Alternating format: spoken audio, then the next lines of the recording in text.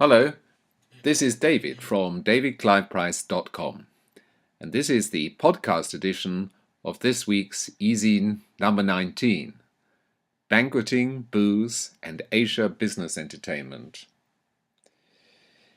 If you are planning to do business in Asia, it's essential to remember that the Asian approach is not necessarily direct and let's get down to business, especially when meeting socially, for example for dinner.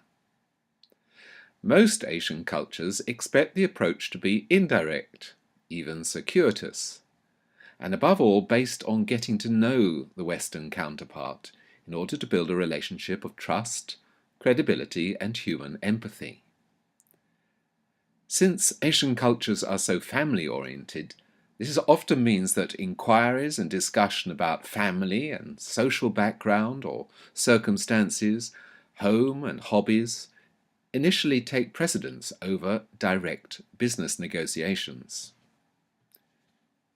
At a first business meeting, especially a formal lunch or dinner, a banquet of at least 8 courses in Hong Kong and China, business is often not expected to be the primary topic. Asian business partners want to get to know you, not your bottom line. They want to know if there is likely to be longevity in the relationship, if they can get on with you, if you have the ability to work in harmony with their business and social culture. In China and Hong Kong, entertaining usually takes place at a well-known bar or restaurant.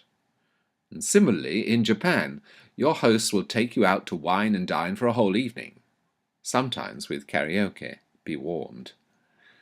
South Koreans, however, like to entertain both in restaurants and at home. In some Asian cultures, relationship building may well be dependent on the amount of alcohol consumed during evening entertainment sessions. This is particularly true in China, Japan, and South Korea.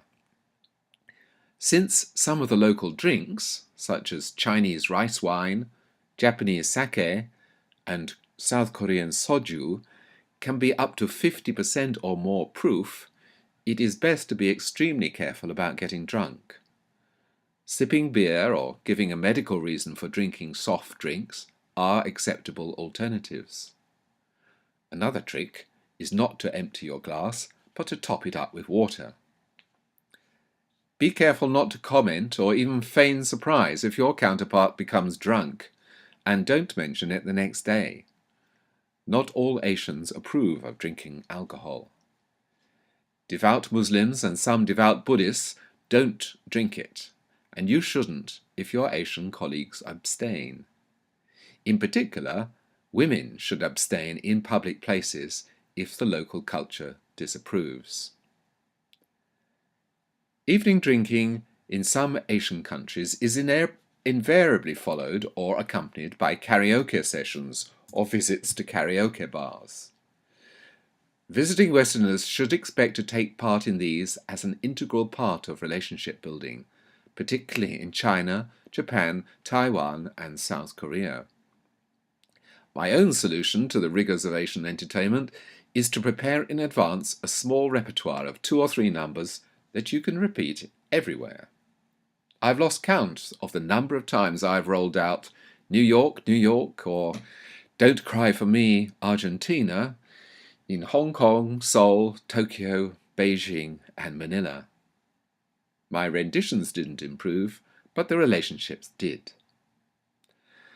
The point about all this is that drinking sessions and passing the bottoms-up test, ganbei in Mandarin, kanpai in Japanese, are a form of developing respect, face, with your Chinese or other Asian counterparts. Banqueting, accompanied sometimes by Herculean drinking bouts, is an opportunity not only to be social, but is a practical tool for building business relationships. Banquets show that you are committed to the relationship for the long term, that you are not simply a fly-in and fly-out company. Many business leaders and CEOs that I have worked with in Asia also point out that not only is it important to accept the hospitality your Asian counterparts offer, it is also appropriate to respond in kind.